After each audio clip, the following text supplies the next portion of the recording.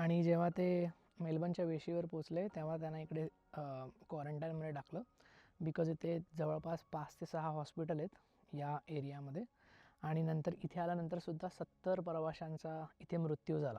आणि काही लोकांना तर त्यांनी इकडेच समुद्रकिनारी पुरून टाकलं आणि म्हणून या एरियाला क्वारंटाईन स्टेशन म्हणून ओळखलं गेलं तेव्हापासून 1852मध्ये. इथे यांनी डिसइन्फेक्ट करण्यासाठी सुद्धा एक कॉम्प्लेक्स बांधलं होतं आणि बेदिंग रूम आहे इकडे. सो इथे जेव्हा पण 1900मध्ये जहाजं यायची, त्या जहाजांमध्ये जर त्यांना संशय आला की ते काही पण प्रॉब्लेम आहे किंवा कुठला रोगराई ते जहाज घेऊन येतं आहे, तर त्या जहाजावरच्या सर्व लोकांचे कपडे आणि त्यांचं सामान इथे डिसइन्फेक्ट केलं जायचं आणि मग ते इथून पुढे ऑस्ट्रेलियामध्ये घुसू शकत होते लोक. जेव्हा 1919मध्ये स्पॅनिश फ्लूची साथ आली होती, पॅन्डेमिक, तेव्हासुद्धा ऑस्ट्रेलियाला वाचवण्यासाठी या क्वारंटीन स्टेशनचा वापर केला होता.